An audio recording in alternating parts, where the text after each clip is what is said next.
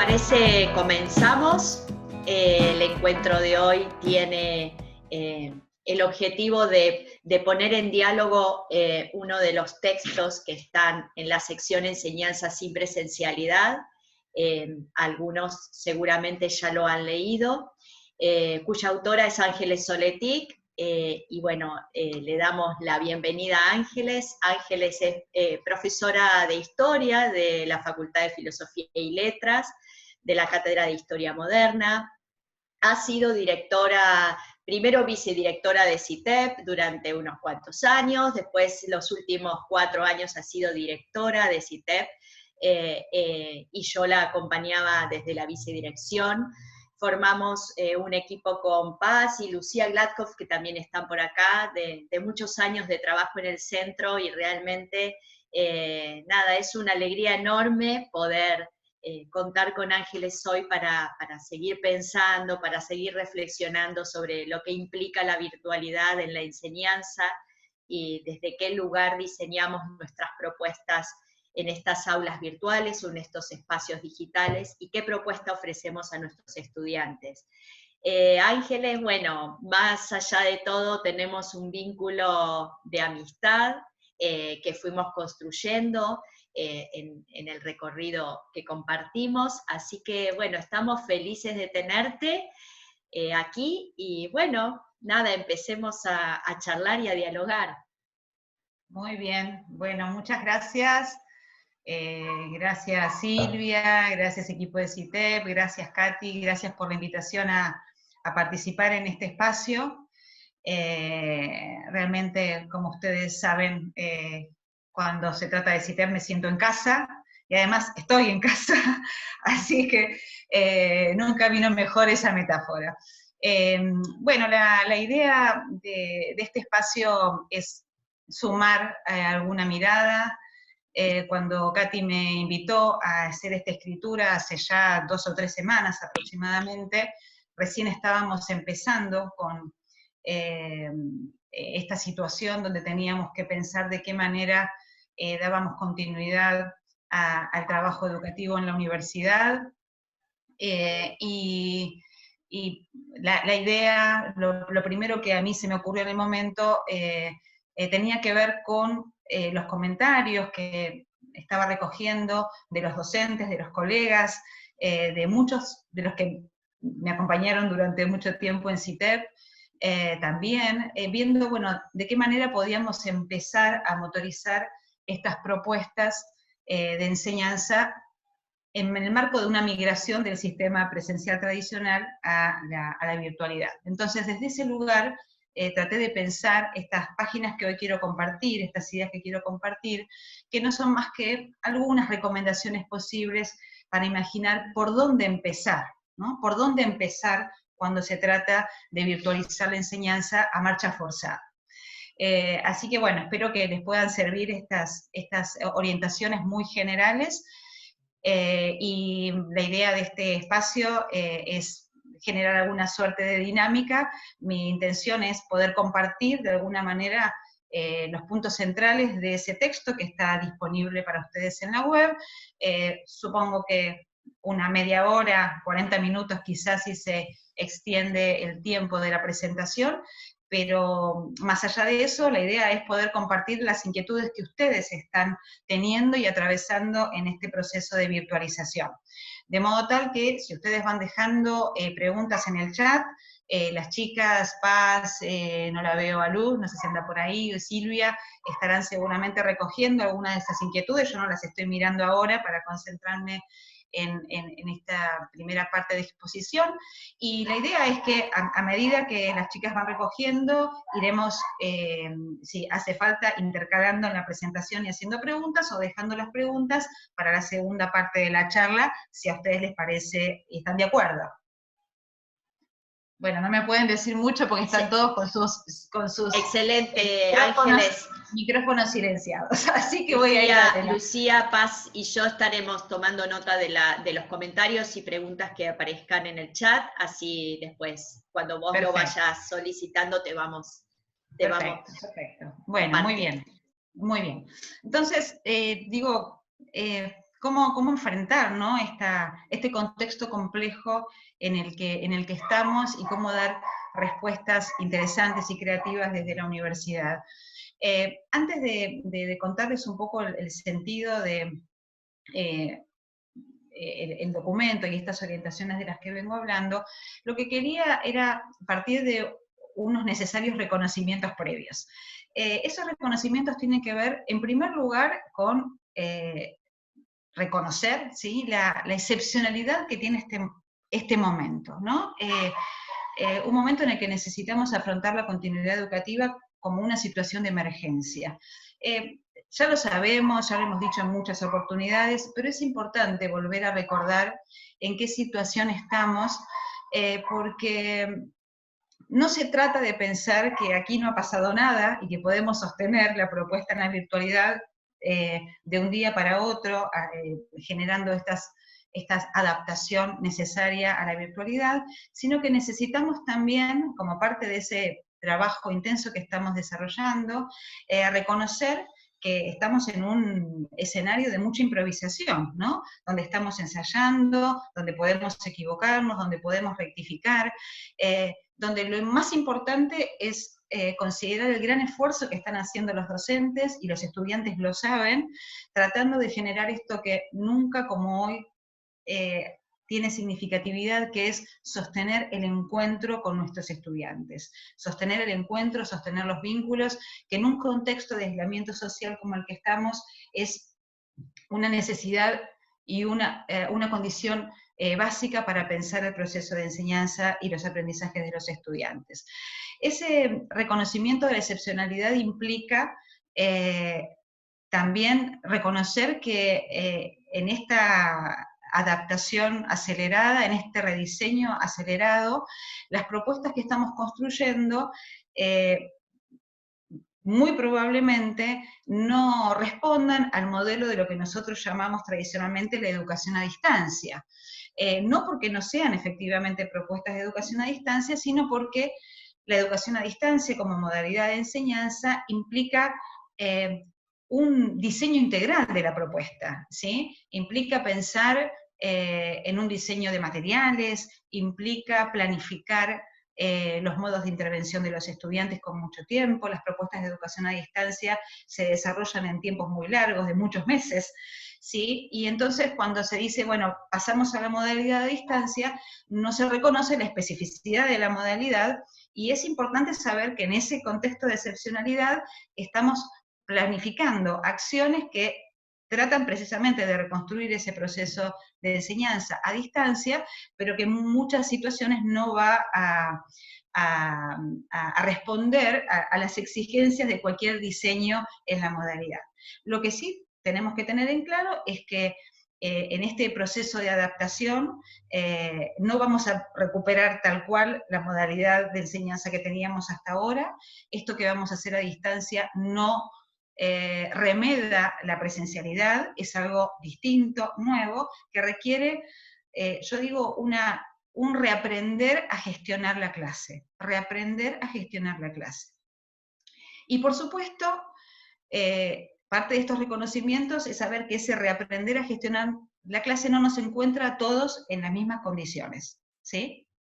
Algunos vienen, más allá de las cuestiones tecnológicas, el problema de la infraestructura, que es otro tema, digo en relación con la formación docente, no todos estamos en el mismo punto de partida, ¿sí? Hay docentes en CITEP que vienen trabajando en estrategias súper interesantes de blended learning, aún siendo propuestas de apoyo a la presencialidad, han imaginado estrategias absolutamente nuevas y distintas, han rediseñado el conjunto de la enseñanza a partir de esa reflexión acerca del lugar que pueden tener las tecnologías digitales en el nivel superior, en la enseñanza en el nivel superior, y hay otros que recién están empezando a pensar esto, y en muchos casos con bastante parálisis, ¿no? Decir, bueno, ¿qué hago?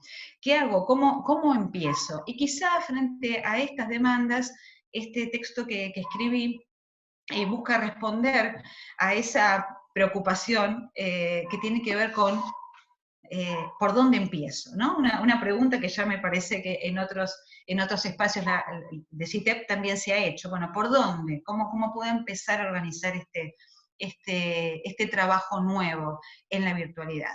Yo creo que más allá de estas cuestiones, para el área de la tecnología educativa, para el campo de la tecnología educativa, claramente esto es una oportunidad absolutamente inédita que necesitamos aprovechar.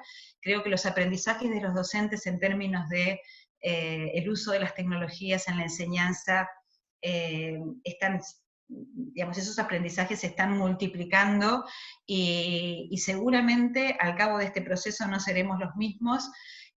Hubiera sido mejor que este aprendizaje no fuera tan acelerado, pero me parece que no solamente las preguntas por las tecnologías, sino las preguntas por la enseñanza están teniendo hoy respuestas alternativas que vale la pena que las incorporemos a los aprendizajes que va a dejar este tiempo. Estoy segura que esto va a ser así. De modo tal que pensemos esta emergencia como oportunidad, y pensemos también que en este marco necesitamos tener mucha flexibilidad.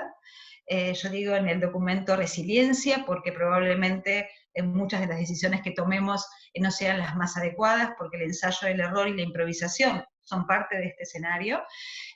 Y sobre todo pensemos en términos de resoluciones creativas, pensemos en términos de qué nuevas alternativas surgen en la virtualidad que no habían surgido hasta aquí y que nos pueden dar algunas alternativas interesantes para cuando luego de algunos meses podamos volver a las aulas y podamos volver a encontrarnos cara a cara con nuestros estudiantes. Bueno, dicha esta introducción, y volviendo a la pregunta inicial, ¿por dónde empezar?, que organiza de alguna manera este documento, como no estamos frente a un problema sencillo, donde uno puede ir paso a paso 1, paso 2, paso 3, esto no es una receta, la enseñanza no se resuelve con recetas, de modo tal que yo había pensado inicialmente, y esta es la organización que tiene el documento, en pensar esa complejidad a partir de 5 entradas diferentes. Esas 5 entradas tienen que ver con los 5 títulos en que está organizado el documento. Creo que ayer a la tarde hubo una modificación porque algunas cosas quedaron fuera de la edición y que pedí que pudieran ser incorporadas porque me parecían muy importantes. En principio lo pensé desde 5 lugares. Por supuesto son 5 lugares que están absolutamente enlazados, ¿sí? No puedo pensar la organización y el diseño de la enseñanza si no pienso en los entornos virtuales. No puedo pensar el diseño sin imaginar las interacciones que voy a promover en la virtualidad. No son compartimentos estancos, son aspectos o dimensiones del trabajo docente que entiendo deberíamos en una primera aproximación, insisto, en esta primera aproximación, para tratar de responder a la pregunta de por dónde empezar, podemos organizar la tarea. Entonces, esas 5 dimensiones las enuncio y después voy a trabajar con algunas de las recomendaciones que imaginé para cada una de esas 5 dimensiones. Son, en primer lugar, lo que llamo, en términos muy generales, la organización de la enseñanza, ¿no? En segundo lugar, la comunicación con los estudiantes, tema absolutamente clave en los procesos de educación mediados por tecnología. En tercer lugar, los entornos, ¿no? Los entornos que en este caso son entornos virtuales de enseñanza y aprendizaje y que son aliados maravillosos en esta coyuntura. En cuarto lugar, la propuesta didáctica y cómo pensamos la mediación tecnológica en el marco del diseño didáctico de nuestras clases. Y en último lugar, lo que llamé el trabajo con otros o la colaboración, la creación de redes, el trabajo, las interacciones entre los estudiantes y también nosotros como docentes interactuando, creando redes para fortalecernos en este contexto. Ahora voy a avanzar un poquito en estas dimensiones, no quise extenderme enunciándolas, voy a ir ahora a analizar estas dimensiones y después tendremos espacio para seguir conversando. La primera tiene que ver con la organización de la enseñanza, podríamos llamarla planificación, ¿sí? Que en este caso está asociada a una reprogramación, ¿sí? Nosotros teníamos todos, hace 2 meses atrás, claro cómo íbamos a llevar adelante el proceso de enseñanza.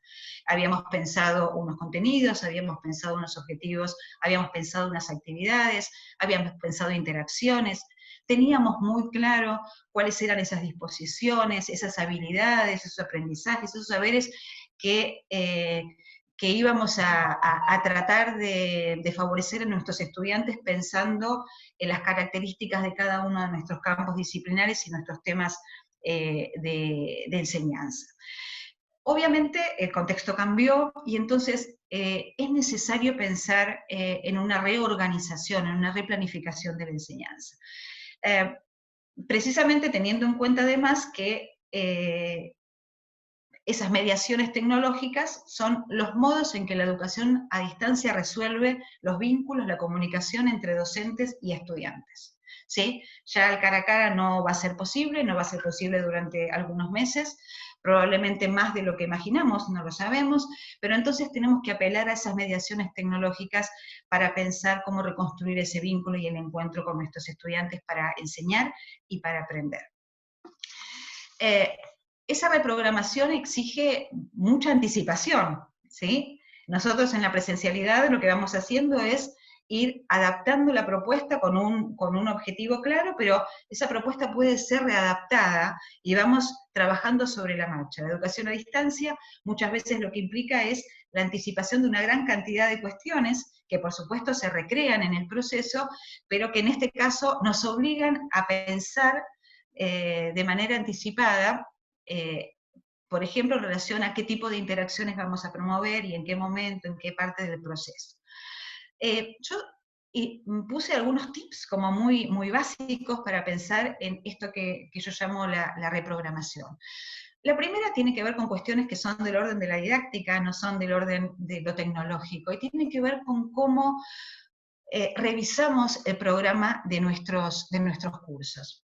Este es un tema muy complejo, ¿no? Pensar cuáles son los recortes que se pueden hacer en un contexto en donde las clases estaban planificadas de un modo distinto y que probablemente los tiempos de trabajo se alteren. Yo les cuento que para hacer este documento revisé documentos de muy distintas universidades que están con las mismas inquietudes que estamos nosotros en la UBA. Y desde Harvard, el MIT, hasta universidades de la región, en todos los casos se plantea la necesidad de poner en escena lo que nosotros llamamos, a grosso modo, la revisión del programa o el recorte de los contenidos. Y yo creo que quizá, y esto lo venimos diciendo desde hace mucho tiempo en la didáctica, quizás sea una buena oportunidad para reflexionar acerca de los fundamentos de nuestras asignaturas. Cuando hablamos de esos programas de colecciones de contenidos extensísimas, hoy estamos casi frente a la obligación de pensar cuáles son los fundamentos y los contenidos críticos de nuestras asignaturas, cuáles son algunos que pueden reducirse o quedarse para un trabajo individual del estudiante, digamos, de manera complementaria. ¿Cuáles serían esos recortes significativos y potentes para pensar nuestro programa en este contexto, ¿no? Preguntándonos, por ejemplo, cuestiones como qué actividades o tareas valoran y motivan más a nuestros estudiantes en este contexto. Ese puede ser un modo también de pensar el recorte. ¿Qué temas o qué habilidades que desarrollamos en mi materia van a ser necesariamente requeridos en otras materias a futuro? ¿Sí?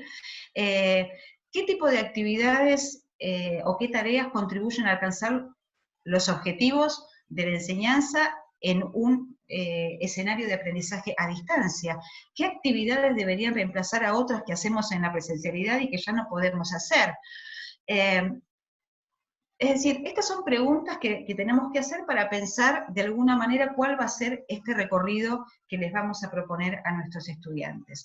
En algunos casos se va a responder con resoluciones creativas, en otros casos esa flexibilización va a ser más limitada, pero tenemos que tenerlo en cuenta como un elemento clave para pensar cómo asumimos el desafío de la enseñanza en la virtualidad, e insisto, en este contexto de emergencia, insisto, en este contexto excepcional. hay una tendencia que estamos viendo en muchos docentes, que es, no solamente en la universidad, sino en todos los niveles, que es la tendencia a suplir la presencialidad, a suplir la clase presencial con una cantidad extremadamente amplia de materiales de lectura o de videoconferencias o de actividades nuevas, con el afán de reemplazar eso que para nosotros es esencial y que llamamos la clase. Esta activititis, lo llaman algunos, ¿no? Hay algún hashtag que está andando por ahí, revoleo de actividades y de materiales. Me parece que es una decisión que tenemos que revisar, ¿sí? No se trata de reemplazar la presencialidad con una cantidad mayor de materiales y sobre todo abrumando al estudiante diciendo que para reemplazar eso van a tener que recorrer esta serie de recursos con una gran cantidad de actividades nuevas que no estaban previstas. Me parece que en esta reprogramación de la enseñanza hay que poder administrar y dosificar en el tiempo las tareas, ¿sí? La educación a distancia pone mucho énfasis en esta idea de proceso, en esa anticipación. Imagina el proceso de enseñanza y va dosificando la tarea, imaginando el desarrollo en el tiempo. No nos dejemos llevar por la desesperación y pensemos que todas las actividades se las tenemos que dar el primer día para sentirnos tranquilos de que ese proceso se va a cumplir tal como se hubiera cumplido en la presencialidad. Estamos en otro contexto y trabajando en otra modalidad. Entonces, de manera contraria, lo que creo que hay que hacer es imaginar cuántas serán las horas semanales que un estudiante tiene disponible para mi materia, cuántas horas le demandará realizar las actividades asignadas, las tareas asignadas, cuánto tiempo puede insumir, y esto también se lo recomiendo a los estudiantes en otro documentito que escribí en estos días, que tiene que ver con poner en la agenda las actividades propuestas por las distintas cátedras, qué implica la lectura de un texto en términos de horas, qué implica el visionado de un video o la resolución de una actividad. Traten de imaginar cuántas horas piensan que un estudiante tiene que estar conectados con la materia. Cuando digo conectados, no digo conectados en línea, ¿no? Conectados en esta intermitencia offline-online, que me parece que la tenemos que tener también presente. No tenemos que estar 24 horas sobre la computadora. Hay muchas actividades que se hacen fuera de línea y no nos desgasta tanto esa comunicación permanente. Sepamos que nuestros estudiantes trabajan en esta relación offline-online todo el tiempo, y en la educación a distancia también no se está trabajando de manera permanente online. Pero sí tenemos que imaginar cuánto demandarán estas actividades a nuestros estudiantes y planificar en consecuencia. Pensemos también en este desafío qué actividades vale la pena o conviene que se hagan en línea y cuáles se adaptan mejor a un formato asincrónico o al trabajo offline. Y entonces aprovechemos mejor esos espacios de conectividad y de sincronía en la comunicación para trabajar con ellos aspectos que no se resuelven en el trabajo offline. Y acá doy un ejemplo muy básico, pero que me parece que vale la pena. Estamos utilizando esta herramienta en este momento para una exposición. Está perfecto en este momento porque vamos a generar también un espacio de preguntas y de intercambios a posteriori, pero yo diría, este modelo no se sostiene semana a semana. Es muy probable que si quiero hacer algún tipo de intervención a través de un dispositivo como es un video, quizá valga la pena pensar más en términos de la clase alterada, ¿no? Una idea que, digamos, circula mucho hoy en día, que es, ¿por qué no dejamos para un video muy sencillo, quizá de 15 minutos, 20 minutos, la exposición de algunos contenidos que orienten, por ejemplo, algunas lecturas, y utilizamos el espacio del encuentro sincrónico, por ejemplo, a través de estas herramientas de videoconferencias tan valiosas, el espacio para la discusión y para el intercambio con los estudiantes? Entonces, quizá es importante que yo pueda contar a los alumnos los fundamentos del trabajo de esta semana o de esta unidad a través de un video, pero no vale la pena utilizar ese recurso para hacer una comunicación online y sincrónica con los estudiantes. Puede utilizar ese recurso para aprovecharlo posteriormente en el intercambio con los estudiantes en esta comunicación sincrónica, ¿sí? Entonces digo, tratar de evaluar y de planificar qué actividades son mejores para la presencialidad, la presencialidad online, y cuáles para el trabajo asincrónico.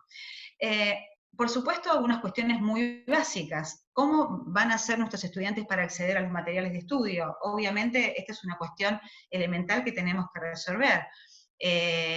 Los centros de estudiantes proveen ya en general digitalizados buena parte de los materiales. No me voy a meter con ese tema porque sé que van a tener algún espacio y hay documentos que trabajan sobre ese tipo, pero esta es una cuestión elemental. Lo mismo que la selección de recursos alternativos. Quizás hasta aquí no habíamos pensado en recursos alternativos a los textos. En general sí, los docentes han ampliado, ¿no?, la batería de recursos, pero es muy importante, nosotros decimos en educación a distancia, variar formatos es clave, es decir, necesitamos variar el modo y las formas de representación en que los contenidos que enseñamos se presentan a nuestros estudiantes. Por eso, bienvenidos sean los videos, los podcasts. A veces no nos animamos a hacer videos, pero podemos hacer pequeños podcasts en un formato que los estudiantes están valorando mucho últimamente y se han transformado en el boom de la comunicación en los últimos tiempos. Entonces, pensemos que otras alternativas, qué pasa con las imágenes, qué pasa con otro tipo de recursos, podemos apelar en este contexto para promover esos aprendizajes profundos que estamos esperando en la universidad. Por supuesto, también las formas de evaluación se rediseñan en este contexto. Tampoco voy a extenderme demasiado porque seguramente van a tener un espacio para analizar el tema de las formas de evaluación.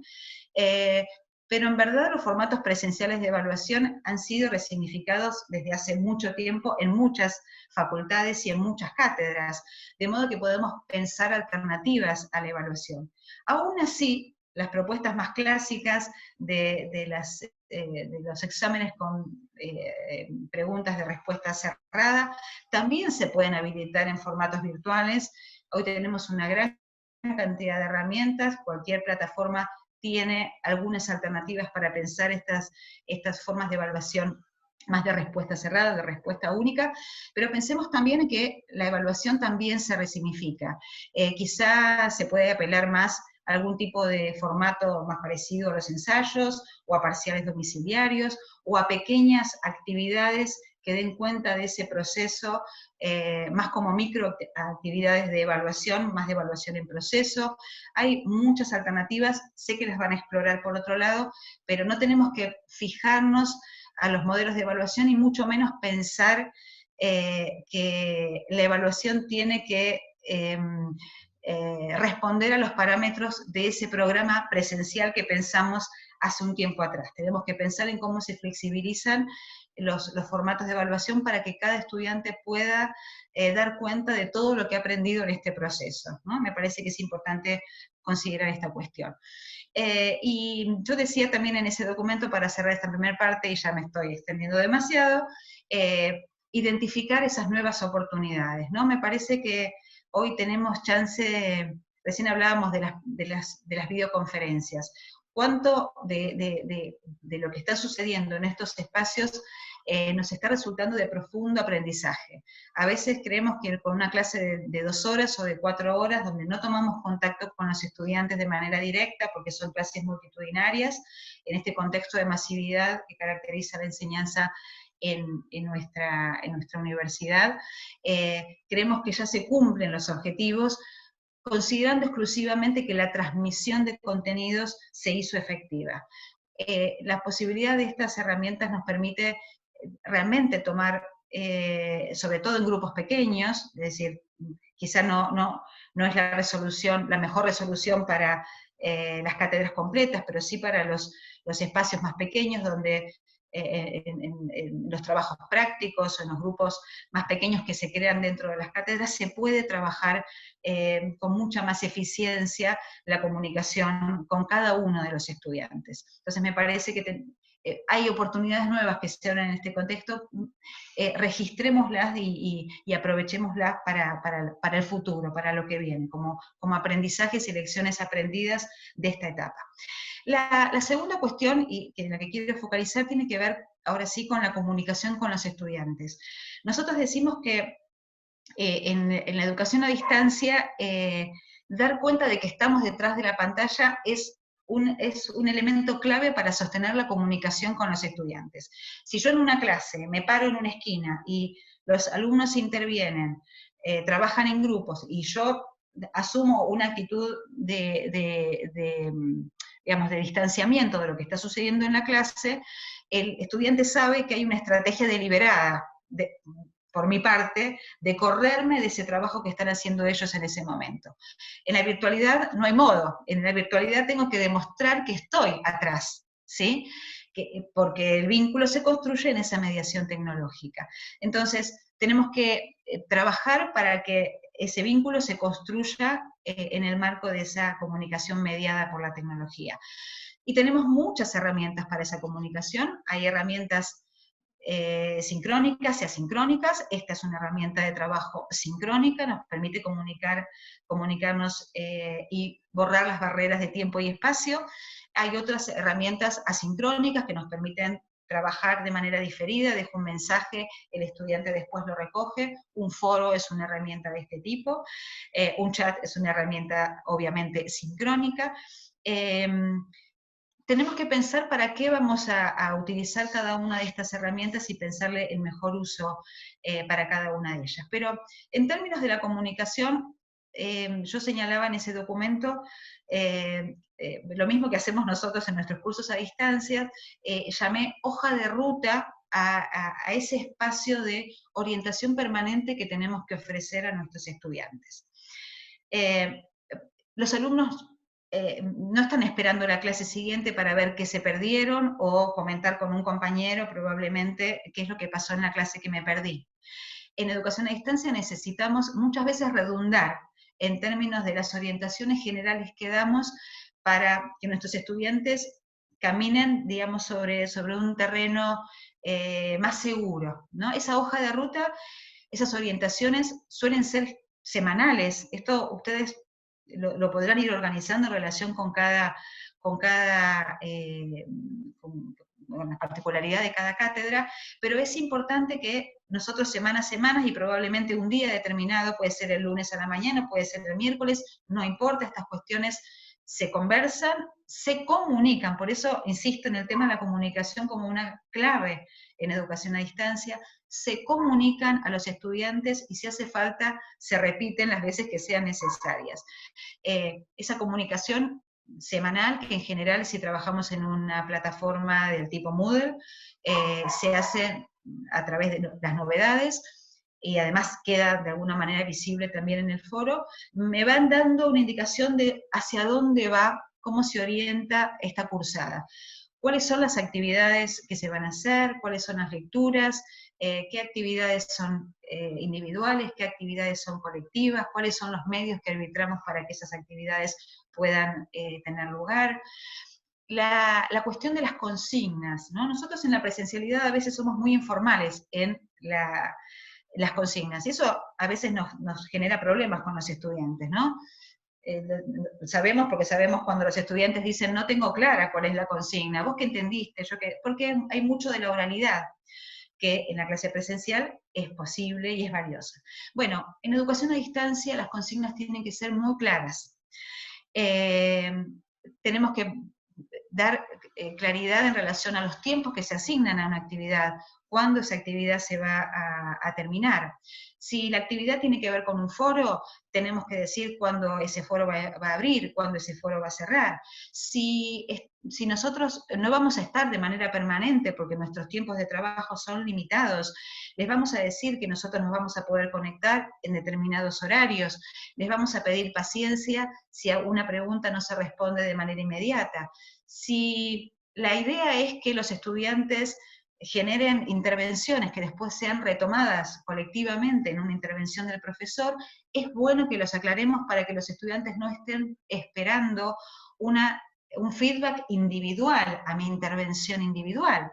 Entonces, esas cuestiones en educación a distancia hay que escribirlas, o hay que hacer un video, pero hay que ponerlas en algún lugar a disponibilidad de los estudiantes, insisto, a veces es necesario redundar, porque mucha de esta información, entre tanta información, se puede perder. Las actividades tienen que tener consignas muy claras, qué se espera de cada alumno en una actividad, en términos de los objetivos de aprendizaje, cuáles son los criterios que se van a tener en cuenta para la elaboración de las producciones parciales o de las producciones finales, cuándo las interacciones que se requieren para hacer una actividad demandan grupos pequeños o demandan el grupo grande. Es decir, estas cuestiones hay que explicitarlas, ¿sí? Quizá lo que les esté diciendo sea muy básico, pero los que trabajamos en educación a distancia sabemos que es necesario volver a recordarlas. Y por supuesto ofrecer siempre ayuda a los estudiantes y retroalimentación. El modo de la retroalimentación, insisto, puede ser distinto. No somos profesores 24/7, y si hay algo que nos está sucediendo en este tiempo es que estamos recibiendo comunicación de los estudiantes a las 7 de la mañana, a las 11 de la noche, y estamos tratando de responder algunos me hacen así, es decir, estamos tratando de responder a esta complejidad. Está bueno que podamos poner algunos límites.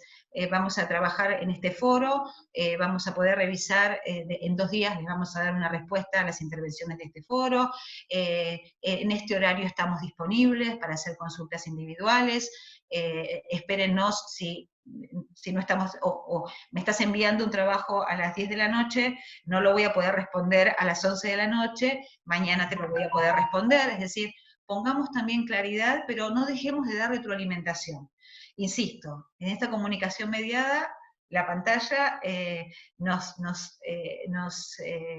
permite el encuentro, pero también, si no hay respuesta del otro lado, es un problema. Nosotros, cuando trabajamos en educación a distancia, decimos cuánto tiempo podemos esperar una respuesta. Si la respuesta es individual, debería responderse en el plazo de 24 horas. Si la respuesta tiene que ver con la intervención en un foro, y establecemos que la intervención va a ser diferida y del docente va a ser diferida y vamos a esperar las contribuciones de los estudiantes tienen que tener claro cuál es el modo de intervención del docente, pero no dejemos de dar retroalimentación. Y ayudemos a los estudiantes a gestionar el tiempo. No voy a detenerme un poco en esto, pero los estudiantes también necesitan organizar. El tiempo en educación a distancia es un tiempo muy flexible, pero los estudiantes no están acostumbrados, entonces es bueno ayudarlos a gestionar el tiempo de trabajo, que ellos también armen su agenda, ¿no? Con las tareas que tienen pendientes, con los deadlines. Este es un tema muy interesante. Los estudiantes necesitan deadlines, necesitan que le digamos que la actividad empieza en un momento y termina, porque les ayuda enormemente a organizar su agenda. Por supuesto, siempre hay flexibilidad, si no se puede entregar más tarde. No pensemos con criterios excesivamente rígidos, pero sí es bueno, los ayuda a organizar su tiempo, que les demos plazos claros y concretos para la realización de las actividades. En tercer lugar, y en esto me voy a referir muy brevemente, estamos hoy, a diferencia de la educación a distancia a lo largo de muchas décadas, estamos hoy disponiendo de herramientas maravillosas para la comunicación en línea, y tenemos que comprender cómo funcionan estos entornos de enseñanza y aprendizaje. Tratemos de sacar el mayor provecho posible, pero no pensemos que Moodle, por ejemplo, cualquier plataforma, es la única herramienta que podemos utilizar para generar estas interacciones con nuestros estudiantes. Para nosotros, Moodle, una plataforma, es casi, diría, un espacio de convergencia, donde podemos hacer, de alguna manera, converger, es decir, unificar las posibilidades de trabajo en muchas otras aplicaciones que tenemos disponibles. Por supuesto, no podemos de un día para otro poner en escena una gran cantidad de recursos, no conviene, es mejor saturar el uso de aquellas herramientas que conocemos, tenemos que ir también caminando sobre terreno más firme, pero hay muchísimas otras herramientas que se pueden articular con el trabajo en el campus.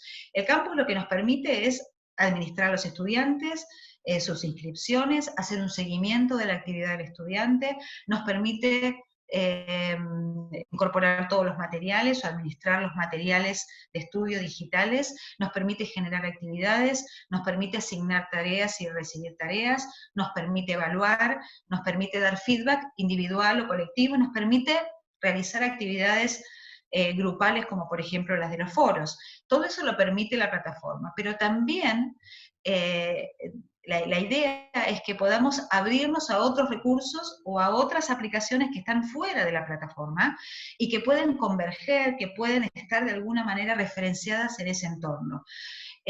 Algunos ya están trabajando seguramente con murales virtuales, o están trabajando con mapas conceptuales, o están trabajando, digamos, con documentos colaborativos, que son mucho más eficientes para cumplir con su propósito que las posibilidades que ofrece el aula virtual.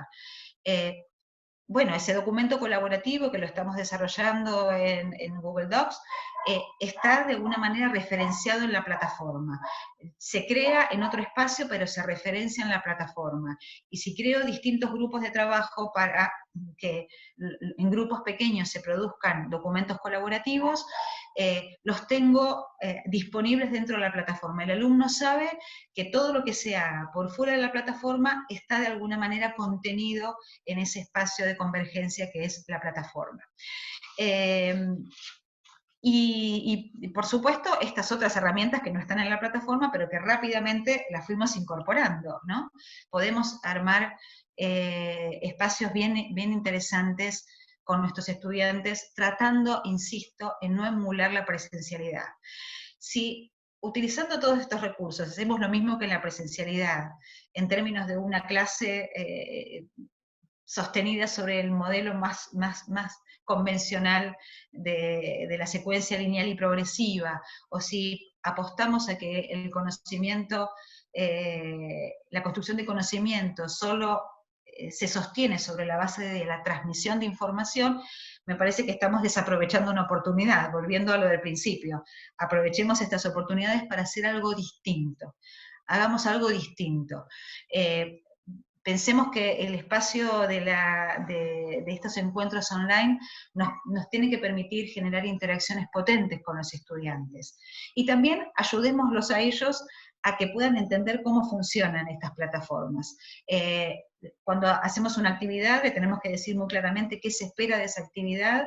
Si hacemos un encuentro a través de Zoom, o de Jitsi, o de Hangout, o de Meet, la que querramos y la que elijamos, contémosle previamente qué se espera de ese encuentro, qué actividades se van a desarrollar, qué contenidos se van a desplegar, qué orientaciones se van a dar. Hagamos explícito esto para que el alumno después pueda incluso volver, ¿sí? Relevar qué es lo que sucedió en una segunda instancia en ese espacio.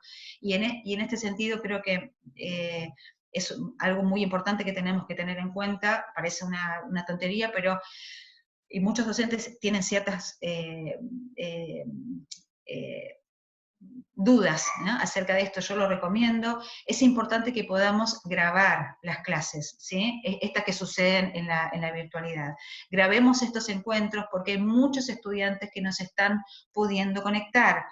Hay una realidad que tiene que ver con la heterogeneidad también de nuestros estudiantes. Hay muchos estudiantes que se pueden que están disponiendo de sus datos para conectarse, no pueden estar conectados de manera permanente, solamente tienen un celular disponible, no tienen una computadora personal, o comparten la computadora personal con otros miembros de la familia, de modo tal que muchas veces no se puede participar online de una actividad como la que proponemos. Por eso la grabación es fundamental para aquel que no pueda estar en línea por sus condiciones de conectividad, puede acceder en otro momento y puede tener disponible lo que se hizo en ese encuentro y sostener la comunicación a través de otros medios asincrónicos.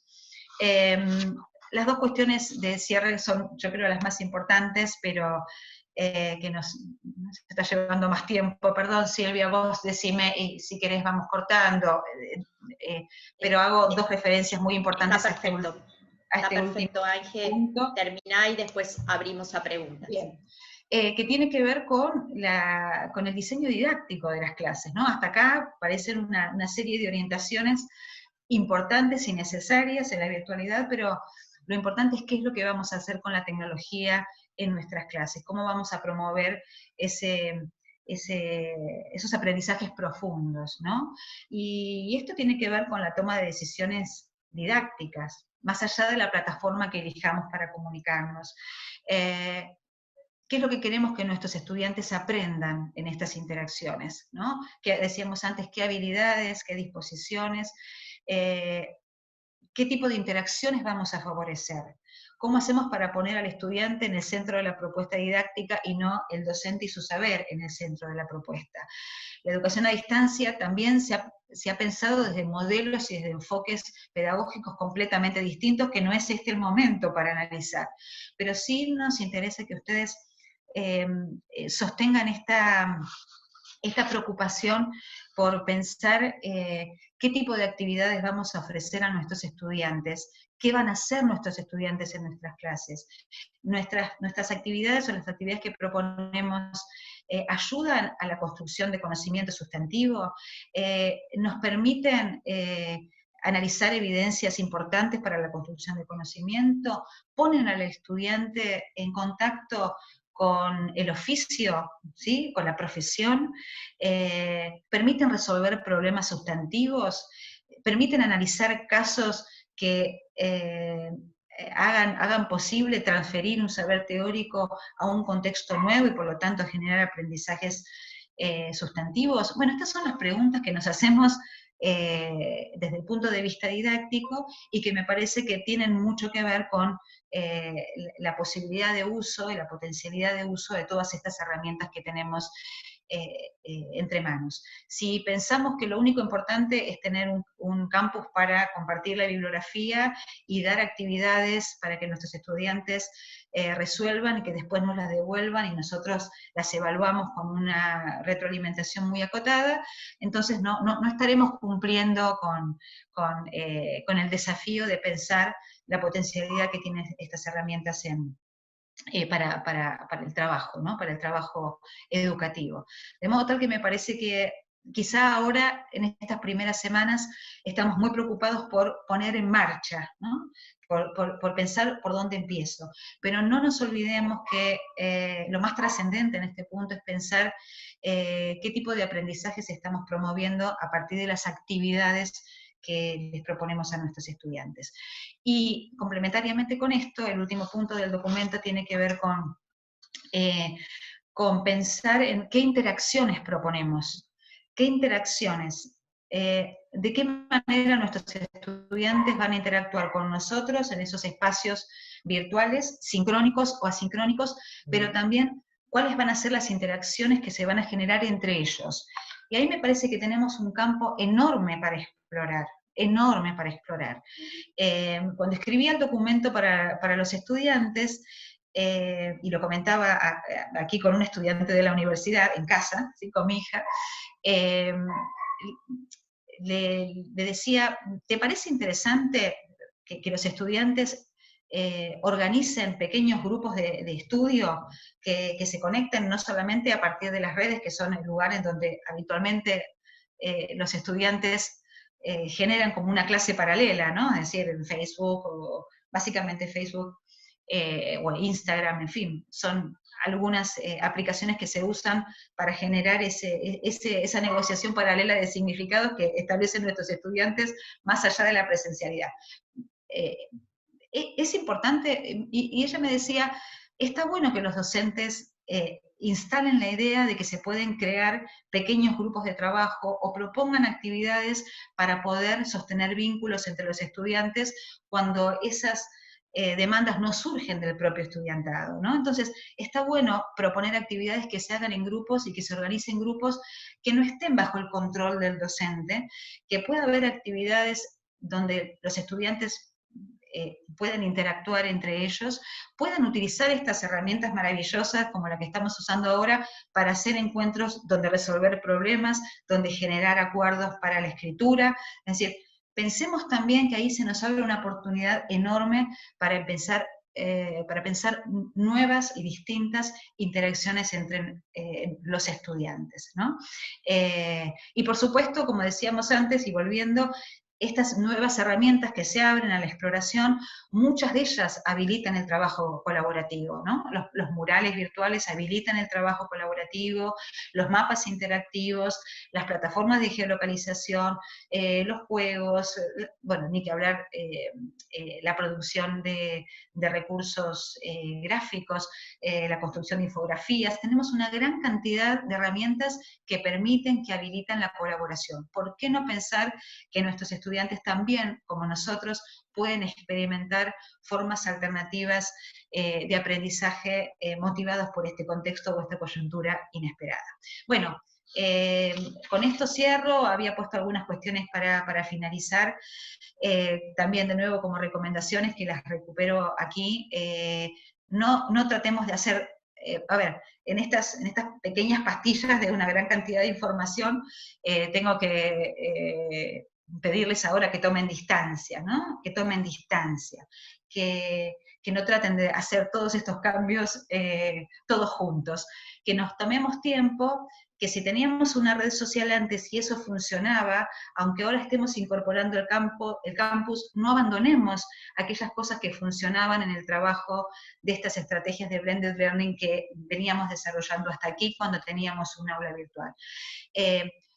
Y vayamos de a poco, ¿no? Esta semana podemos ir por este lado, y quizá para dentro de 2 o 3 semanas, ¿por qué no pensar en organizar una tarea donde los estudiantes puedan trabajar colaborativamente con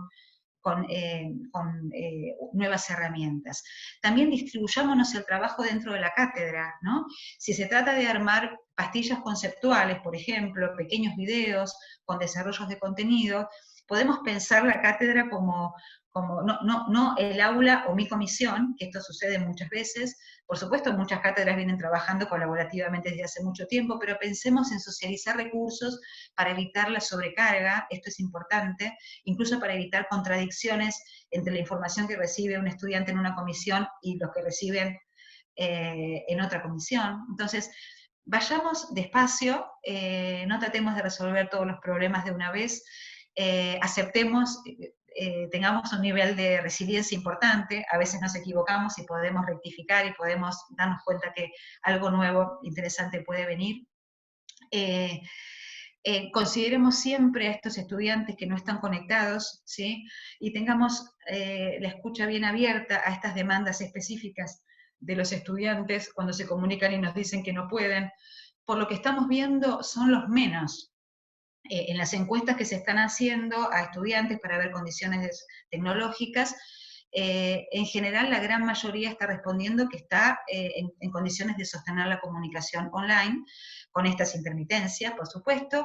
Hay pocos que no lo pueden hacer, no lo pueden sostener. Tenemos que estar muy atentos a qué pasa con estos estudiantes, porque nuestro compromiso es sostener el derecho a la educación para todos los estudiantes de la universidad, y me parece que tenemos que montarnos sobre esto para estar muy atentos a estas cuestiones.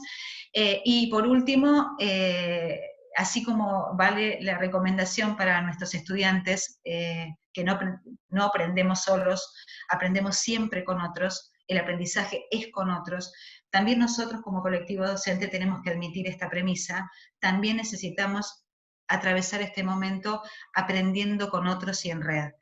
Apóyense mucho, bueno, ni que hablar en CITEP, que está con toda su disponibilidad para recibir, aceptar todas las dificultades que aparecen, pero pensemos a los otros colegas como parte de esta red, como esta comunidad de aprendizaje inesperada que estamos construyendo a marcha forzada, ¿no? Digo, pensemos que no podemos encarar solos este desafío, que tenemos que aprovechar esta oportunidad para construir redes, muchas veces no estaban antes con nuestros colegas, para debatir, para compartir ideas, para intercambiar experiencias, para intercambiar recursos, para explorar estas herramientas digitales, ¿no? Hay muchos docentes que tienen un largo recorrido en el campo de la tecnología educativa. Me parece que nos tenemos que apoyar en ellos en este momento, y como decía en el final de este pequeño artículo, que espero les sirva, asumamos este desafío como un colectivo, porque seguramente no seremos los mismos cuando podamos volver a las aulas cuando el contexto lo permita. Bueno, dejo acá porque me parece que ya es un abuso del tiempo, y si les parece abrimos un espacio para el intercambio. No sé si las chicas tomaron algunas preguntas, no sé cómo queremos organizarlo, cómo se organizan habitualmente en este espacio, pero bueno, básicamente escucho. Ángeles, gracias. Borbotones de ideas, ¿no? Me parece. A cada uno se le han estado ocurriendo seguramente cosas a partir de todo lo que fuiste compartiendo. No tenemos muchas preguntas, pero sí invitamos a que en este tiempo puedan hacerlas si les interesa, si quieren consultar, para poder seguir charlando. Hay consultas más de herramientas digitales, entonces esas las vamos, me parece, a pasar al enlace que les damos con los recursos y distintas posibilidades de encontrar esas herramientas.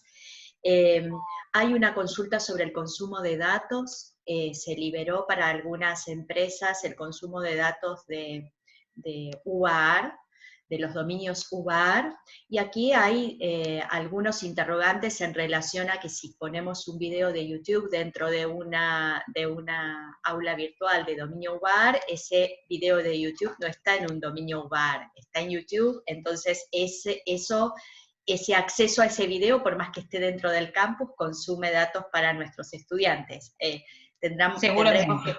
Tendremos que diseñar una propuesta de balance entre esos recursos externos que usamos y los internos dentro del campus, ¿no? Pero eso, bueno, como una de las preguntas más concretas que fueron apareciendo.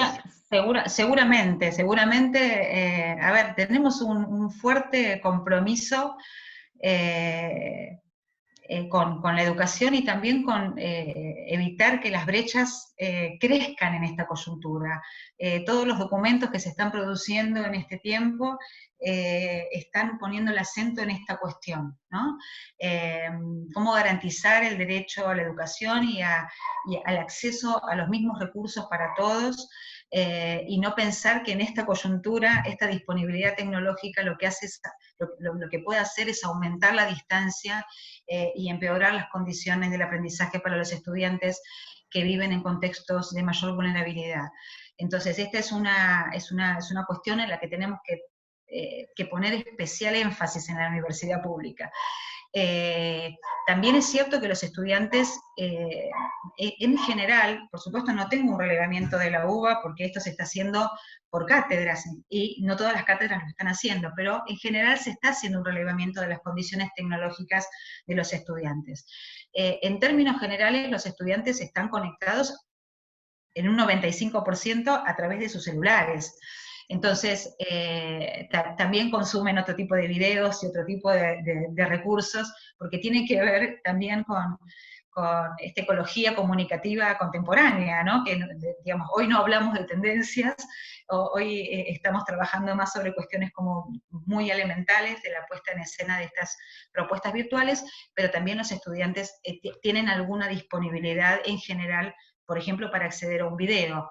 Lo que quizá no podemos es construir toda nuestra propuesta sobre la base de videos de YouTube, como decía recién Sil, bueno, buscar un equilibrio entre recursos externos y recursos que estén disponibles en las plataformas, Y en tal caso escuchar, ¿no? Si hay algún alumno que dice yo no me puedo conectar, bueno, ver de qué manera ese recurso puede ser reemplazado por algún otro. No creo en términos generales que se genere tantos inconvenientes en este sentido. Lo que sí no podemos es sostener una comunicación permanente online. Quizá lo más difícil para un estudiante es sostener, por ejemplo, estos encuentros. Me está pasando con estudiantes en otros contextos donde los niveles de conectividad no son como los nuestros. Quizá algunos se esté cayendo también en este momento, no me estoy dando cuenta, pero en general hay más dificultades cuando uno trabaja con los estudiantes, porque las condiciones de la conexión son muy distintas, muy heterogéneas. Pero por eso, guardemos ese material para que en algún momento el estudiante pueda acceder a él, ¿no? Estos, bueno, son algunos resguardos que podemos tener. Ángel, en el inicio de la presentación, Claudia preguntaba qué son los parciales domiciliarios. Buena pregunta. Es buena pregunta. Esta es una práctica que está instalada hace muchos años en muchas unidades académicas.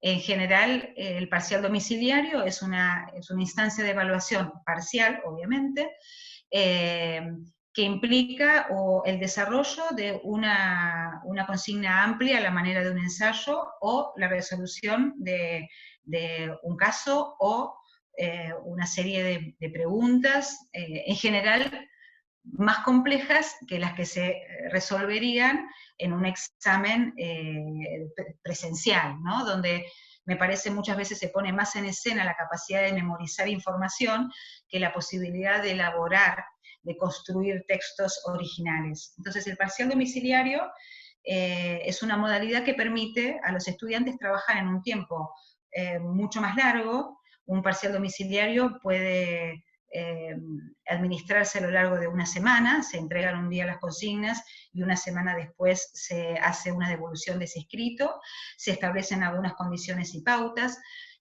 Básicamente lo que habilitan es, más allá de la memorización y de la apropiación de conocimiento, también la posibilidad de acercarse a las formas de escritura de una determinada comunidad de lenguaje. Yo que vengo del campo de la historia, los parciales domiciliarios son una herramienta muy interesante para que los estudiantes hagan pequeños ejercicios de escritura crítica. Tienen todo el material disponible a lo largo de esa semana, pueden ser hasta 2 semanas. Es más, podríamos decirles al principio del cuatrimestre, estas son las consignas de trabajo, y ustedes van elaborando a lo largo de todo el cuatrimestre y en determinadas fechas se entrega. Son posibilidades más que interesantes para desplegar otro tipo de competencias de los estudiantes, más allá de la memorización o de no digo que los exámenes presenciales sean exclusivamente, evalúan exclusivamente la capacidad de memorizar, porque la memorización es fundamental para pensar, pero sí permiten otro tipo de trabajo con los textos. Las consignas son más desafiantes, en el sentido de que implican articular textos y lecturas distintas, articular conceptualizaciones y enfoques, pero puede ser analizar un caso. Bueno, propongo un caso para el análisis, y tienen una semana, por ejemplo, con todos los materiales disponibles para resolverlos de manera individual o grupal, ¿sí? Esto, de nuevo, tiene que ver con el tipo de interacción que nosotros queremos generar. En algunos casos hay partes de los parciales domiciliarios que son grupales y partes de los exámenes domiciliarios que son reflexiones individuales sobre el proceso. Pueden ser individuales, pueden trabajarse algunas consignas en clase, pero después la resolución es individual. Todas las variaciones son factibles, pero me parece que este tipo de ensayos son muy valiosos en estos momentos, ¿no? A veces se trata de hacer una reseña bibliográfica, por ejemplo, y no es un parcial en términos de responder una serie de interrogantes potentes, sino, por ejemplo, tomar un libro y pensar que una actividad de evaluación puede ser reseñar un texto que estuvimos trabajando. Es decir, existen numerosas alternativas para pensar lo domiciliario, pero el formato es el alumno lo resuelve en su casa de manera individual o colectiva a lo largo de un tiempo más prolongado. También podríamos pensar un parcial domiciliario de un día. No, realmente no sé si esto es posible, porque además nuestros estudiantes trabajan, es decir, siempre tenemos el horizonte de un estudiante que no es full time. En otras universidades del mundo, con estudiantes full time, muchas de estas actividades se resuelven de un día para otro, o con 48 horas, y se trabaja intensamente para resolver la consigna o los objetivos de la actividad. En nuestro caso siempre esto es más relativo, porque suponemos que nuestros estudiantes están trabajando, que no tienen disponibilidad completa, entonces damos más tiempo para la resolución. Son alternativas, ¿no? Te interrumpo porque hay algunas consultas que están referidas a la evaluación y a la acreditación de aprendizajes. Les comentamos que vamos a poner próximamente una asesoría en vivo con una charla sobre evaluación para charlar puntualmente sobre estas cuestiones, que una vez que diseñamos la propuesta de enseñanza, esta viene como la inquietud sobre la evaluación y cómo evaluamos, ¿no? Los distintos tipos de evaluación, que no necesariamente son aquellos que acreditan finalmente un saber, ¿sí? Entonces, bueno, eso lo podemos, para contarles que vamos a tener un espacio para ahondar y profundizar precisamente en este tema, que el viernes que viene tenemos una asesoría en vivo sobre aprendizaje colaborativo y herramientas digitales que pueden apoyar el trabajo de grupos y de colaboración, porque también hay algunas inquietudes sobre estas cuestiones. Ahí te preguntan, Ángeles, alguien puso que... Sí, sobre la evaluación me parece que es un tema muy complejo, no voy a profundizar, digo, porque yo formo parte de una facultad, me parece que hay que ser muy en términos de ser coherentes, estar muy alineados con las decisiones institucionales, me parece que en este punto es clave eso, y sí tratar de reducir la incertidumbre al máximo, lo digo por comentarios que estoy recibiendo de muchos estudiantes, donde se plantea la cuestión de la evaluación con mucha incertidumbre, al punto de que los estudiantes dudan respecto de qué lugar van a tener estas actividades parciales o estas evaluaciones de proceso, y entonces no saben incluso si no abandonar la cursada, porque si estas cuestiones no están claras. Entonces me parece que hay que ser lo menos ambiguo posible y seguir a rajatabla las orientaciones que dé cada una de las facultades en relación al tipo de examen, sobre todo el examen final, que en términos generales está siendo, básicamente no puedo decir en todos los casos, pero se ha optado por el final presencial, de modo tal que tenemos ahí una instancia interesante de evaluación. Hay que ver cómo se ponderan estas actividades parciales de evaluación en cada caso. Tratemos de no generar mucha incertidumbre en los estudiantes. Ese es mi consejo en este punto. Sí, que también hablabas antes de la importancia de la comunicación y la claridad, ¿no? Que también está asociado a esto. Es necesario ser muy claros con los estudiantes y expresar esas decisiones que se van tomando, que incluso también están asociadas con incertidumbres propias de los docentes, que tampoco sabemos exactamente que se va construyendo esta etapa de excepcionalidad, como decías al principio, que es una etapa nueva que nos toca vivir a todos, y que con mucha reflexión, a pesar de la velocidad con la que a veces tenemos que tomar decisiones, es necesario espacios de reflexión para pensar, para detenernos y para diseñar esa propuesta que hacemos con los estudiantes.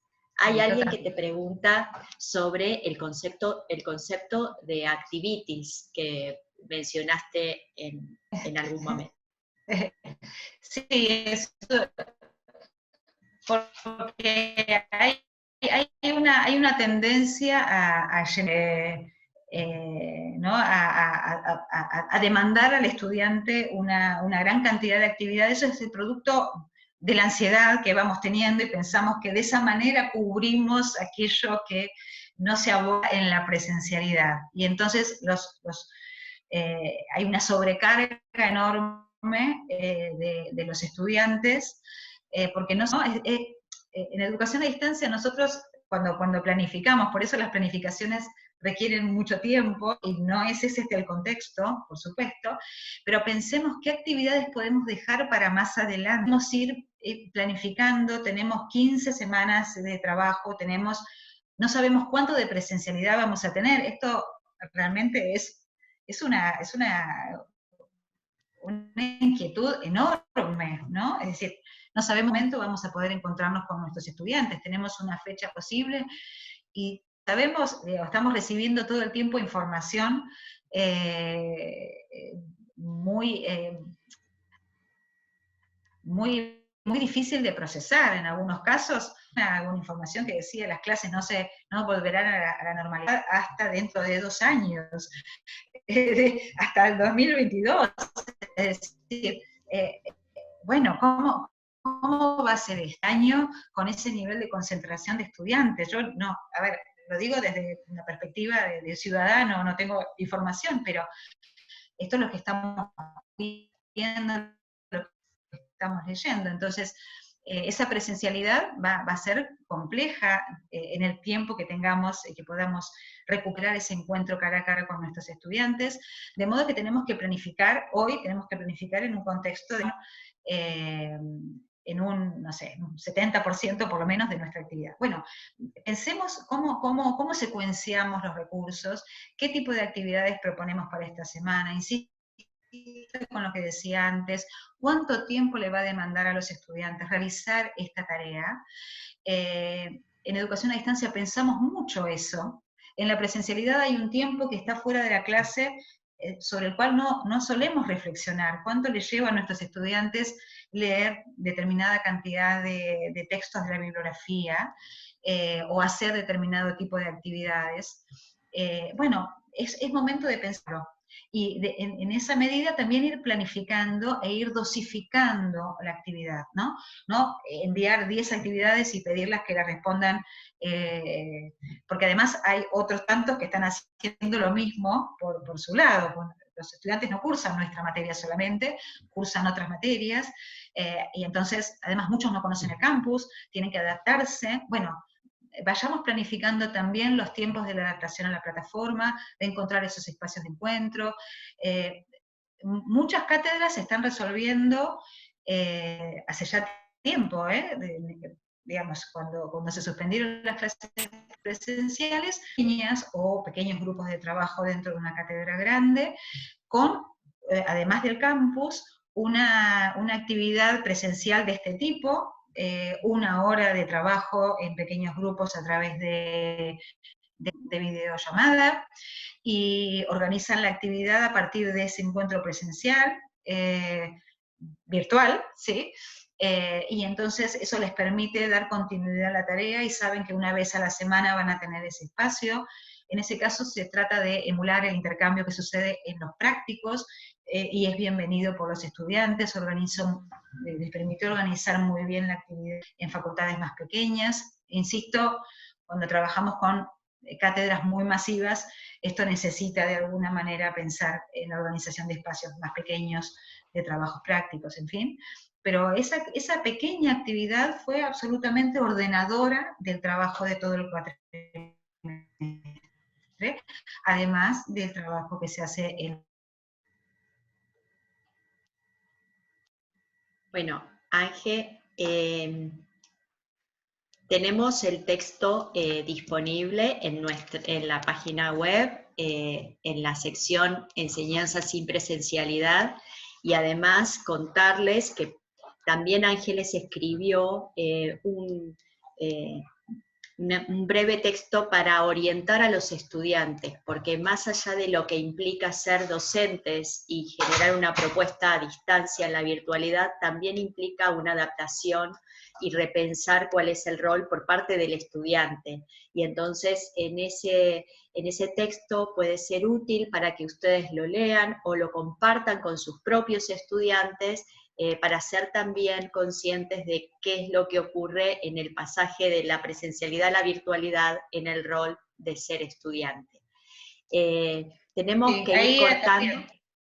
Bueno, perfecto. Mírenlo, me parece que puede ser interesante. Hay algunas orientaciones muy generales para gestionar el tiempo, que es algo que les está costando mucho a los estudiantes universitarios en este tiempo, donde la clase no es el organizador del trabajo, así que me parece que puede ser ahí interesante.